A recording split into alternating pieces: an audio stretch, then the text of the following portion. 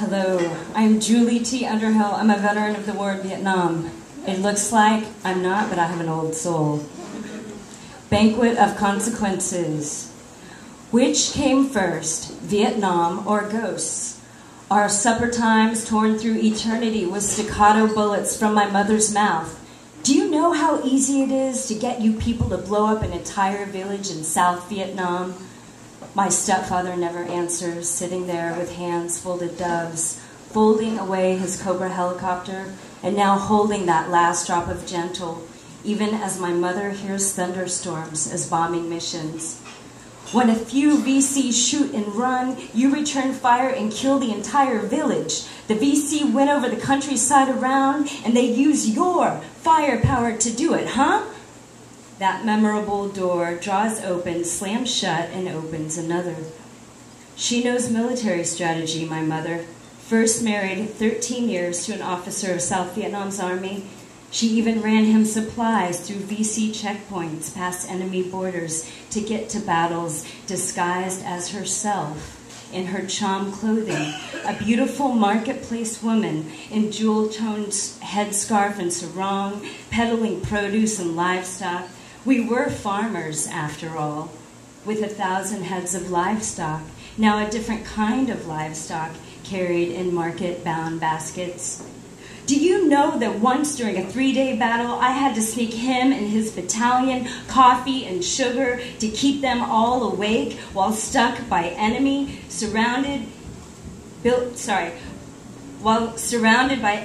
and stuck in a lighthouse built by the French? Yes, yes, yes, Mother. And none of it worked in the end. In this broken glass you're holding, this broken looking glass, you brought him home a skeleton. Always identifying bodies, but this one's the hardest, even after hundreds, if not more, of your husband's soldiers. The officer's wife might be the only one who'd know them all. I know. These memories are inconsolable, and you cannot bear them. We cannot bear them either, yet we must. Even the 6-year helicopter pilot, the American Army veteran, an ally to her first husband's side, even he sat there continuing to love her without apparent betrayal, despite their ghosts always converging as a single darkening flash, demanding to know whose silences stand and whose memories lie within false alibis. Perhaps we're all getting caught for eating from the ancestors' altars, reckoning for bloodshed or innocence lost on sacred grounds. So I never could ask which came first, ghosts or Vietnam, brought even from my own father, an American civilian contractor, to South Vietnam's military who'd evacuated Saigon with my mother. Ghosts and Vietnam, no real end and no legendary beginning, but always together. Or how else would we be sitting here in Texas with plates of food steaming before us, fragrant in a humid heat that's supposed to make me frightened of hell? Instead, I'm embroiled in their unending argument over military strategies and burning bodies of children, lemongrass chicken and Agent Orange poisoning, bitter melon and oyster sauce, ruptured supply lines and jasmine tea. As long as he loves her and continues to eat at this banquet of consequences, he atones for his sins against her country and people in some way.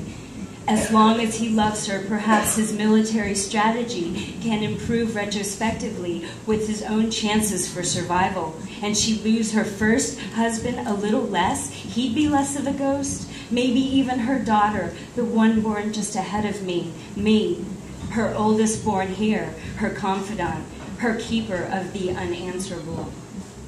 Even as he bore her more children, she left behind 4 and lost 1 to death. So we never could chase away the ghosts, our ancestors and our recent departed, and fold their demands into the proper ritual sacrifice. Yet in 4th grade, that song, 19, made newscasts echo through radio airwaves, sampling a filmed requiem for vets. 8 to 10 years after coming home, over almost 800,000 men are still fighting the Vietnam War. But it wasn't just one war. Since my parents were still fighting, different Vietnam Wars, all of them looking for their own dead in subterranean rooms at night, trying to make love, not war, during the day, each day with its own little kill ratio, with no way to know how to live with fewer regrets, because even within folded doves, that last drop of gentle disguises. Thank you.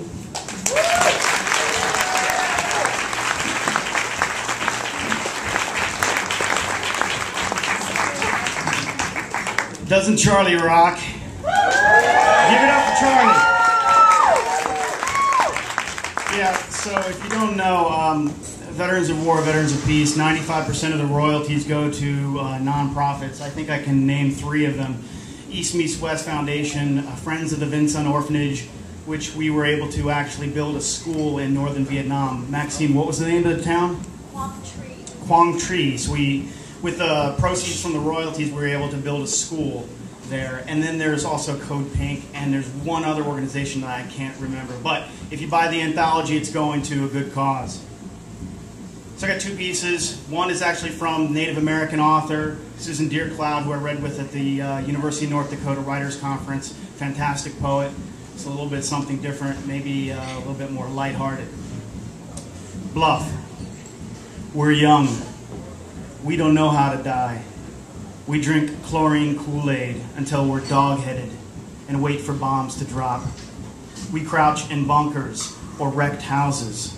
We use words like insurgent, collateral, and when one of us slumps or we see anyone's hand tremor, we say, suck it up. We strain to make out news from the low hum of the shortwave. Our sergeant came in and shook off a halo of dust. Finney was not with him. He was a lanky Marine who claimed he had seen ghosts. Now we wonder if he will become one. Seraphic, burning so bright that we cannot look upon him. When we play cards and call a bluff, it means we're not ready to die. It means we're too young to enter the gates of the life after and the life after that. When we talk as one stepping over broken glass. We cradle our weapons as a mother cradles her child. We avoid looking into each other's eyes for fear of drowning. Once, an FNG fucking new guy looked into another Marine's eyes, was caught in a riptide, and was never seen from again. We move and breathe in cadence and unconsciousness. This is how it's done, as it has always been done. We wash our hands in blood as best we can and call each other's bluff.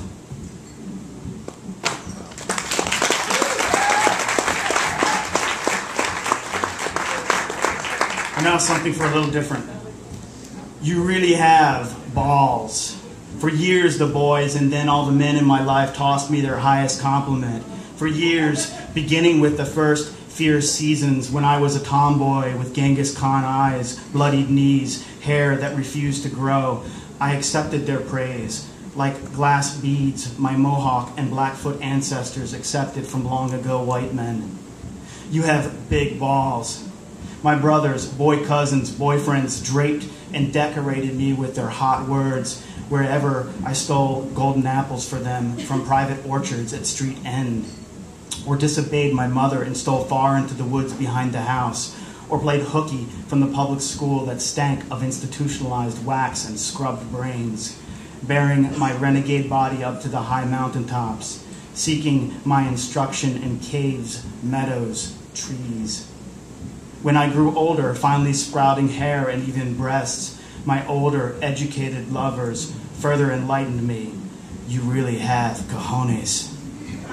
As we played at Hemingway, struggling to create our own code out of the confusion of present wars, war in Vietnam, war against blacks, war against women, Indians, poets, the poor, the broken, mad, and the final nuclear war against the whirling, exuberant cells of our naked bodies. For years, the boys, and then all the men in my life, last tossed a lariat of praise around my neck, roped me in. I loved them for it. I loved them for helping me be so proud. But these days, whenever some blue-eyed songster hotly breathes, you really have balls, I think, no, I really have cunt. So did my mother, her mother before her, and all the women blood rivering back to the original wise woman whose glowing ovum resulted in me. Yeah, that's good shit. I laugh at the songsters, realizing that for years the compliments from all the boys and men were nothing but a way for them with their silently charging, silently clanging balls to get where they most long to be, inside my cunt, inside the juicy blackberry mystery of cosmic cunt, of goddess fire, passion screams, a time outside time more ancient than star come.